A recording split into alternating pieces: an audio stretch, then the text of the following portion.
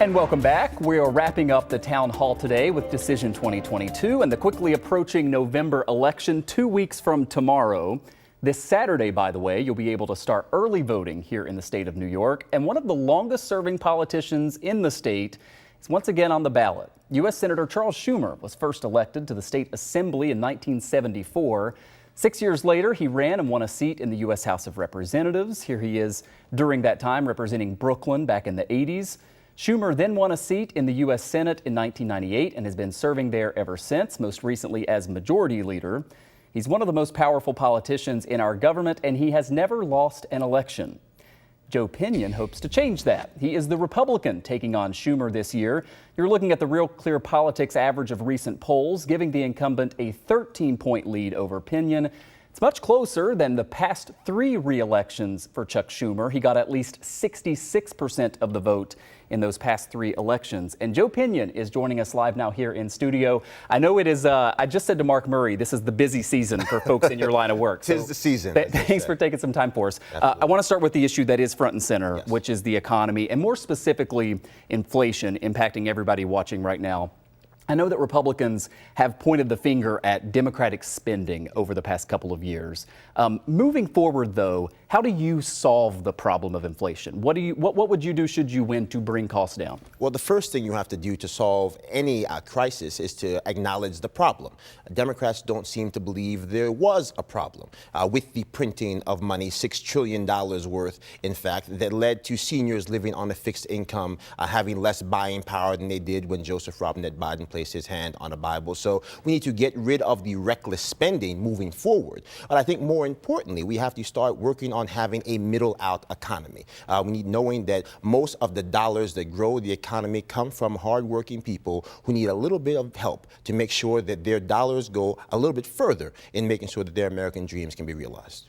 So when you look at the Democratic spending over the past couple of years, right, you had the American Rescue Plan, right, COVID relief money, the infrastructure bill, the CHIPS bill, and then most recently the Inflation Reduction Act, correct, which whether or not you believe it reduced inflation or it included things like the cap on the price of insulin, prescription drug negotiating for Medicare.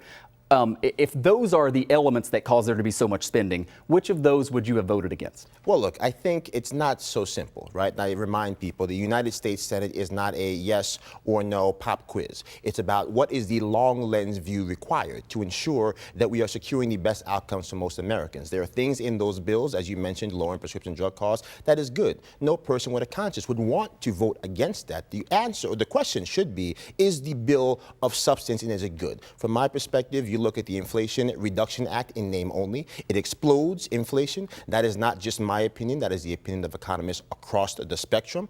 First, it was a reduction act for the inflation. Then it was a climate bill. And then it was a health care bill. When you've slapped every name possible on the bill, there's a good chance it does none of the above. And I think even if you're talking about doing something with climate, they have nothing in that bill that deals with the fact that 87% of the emissions we are trying to curb are emitted from beyond our border. We are not doing anything to deal with the worst polluters on the planet, such as China. The fact that their pollution prices are baked into all the products they create. If you go back to the American Rescue Act, even Jim Clyburn from South Carolina, the man who saved Joe Biden's candidacy for president, has said that yes, that did increase the actual rate of inflation that Chuck Schumer said was just going to be a temporary thing. So these are not figments of our imagination. Families can't afford the rotisserie chicken. You've got people who just are terrified of looking at the new cost of a bushel of eggs. So these are real issues, real problems. I think at the end of the day, many of the things in that bill were well intended,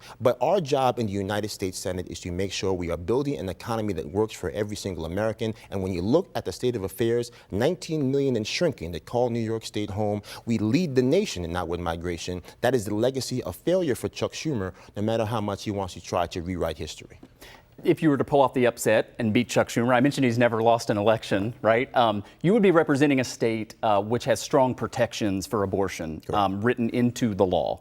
However, it is entirely possible that, the U.S. Congress could pass a law for a national ban on abortion. There are Republicans, there are people in your party who have proposed doing that. Would you vote against something like that, considering the support for abortion rights in this state that you hope to represent? I think that we have to have a harder line for politicians who are willing to pass laws they know break the law. What you're talking about, what the Supreme Court did, whether you agree with it or not, they have clearly left this in the realm of the states. And the state of New York says that you had reproductive rights prior to Roe v. Wade, and those rights are maintained after Roe v. Wade. So I know this, Chuck Schumer knows this. The only difference between the two of us is that he's willing to lie to women in order to hold on to power. And the harder truth is that he has been weaponizing the womb and keeping women's choices hostage for the better part of 42 years down in D.C. because he knows it's good for him political. So for me, I'm in this race to focus on the 1 out of 3 black children in this state that live in poverty while Chuck Schumer has done nothing, to talk about the fact that Rochester, New York now has a higher murder rate than Chicago, Illinois,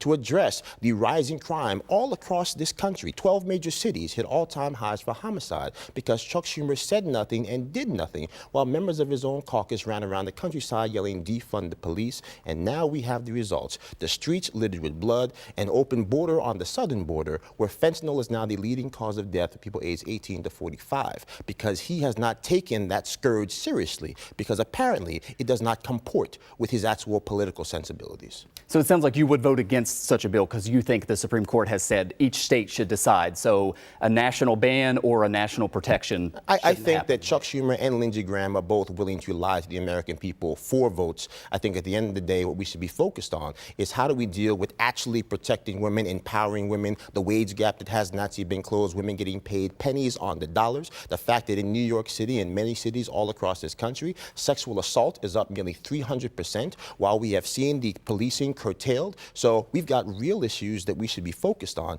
And I think, again, we can focus on the wedge issues, the show votes that Chuck Schumer loves to pull out when he needs to get the poll numbers to stop sagging. But everyday people here in Buffalo, in Rochester, all across this state, they are not getting the leadership that they deserve because Chuck Schumer no longer works for us. He works for the people that keep those campaign coffers filled with cash, and he's got plenty of it.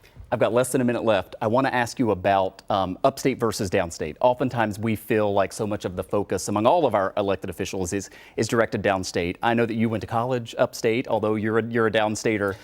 Chuck Schumer does make it a point to visit every county in the state every year. Is that something that you would commit to, and how do you see that divide? I've only got about 30 seconds. There's a difference between showing up and valuing the people that are there when you actually stand behind the microphone. If Chuck Schumer valued the people of upstate New York, he would have brought solutions to deal with these issues before 1 million of our friends and family members fled. So yes, you have to show up, you have to be present, protect those farmers across this state where all the applesauce and all the apple juice on the lunch counters now being made in China, 50% of it. Protect those urban hubs like my hometown in Yonkers, Rochester and Buffalo, similar problems. So yes, I will be here often, early, and perpetually if the people of New York give me their vote and their trust, which I'm asking for in this election. Joe Pinion is the Republican candidate challenging Senator Chuck Schumer in 2 weeks and 1 day. By the way, we've also invited Senator Schumer on Senator Schumer on the show. We'll let you know if we hear back. Mr. Pinion, thanks for coming on. Absolutely. And again, it's the whole state. So anyone watching, you can vote on November 8th. We hope to see you there.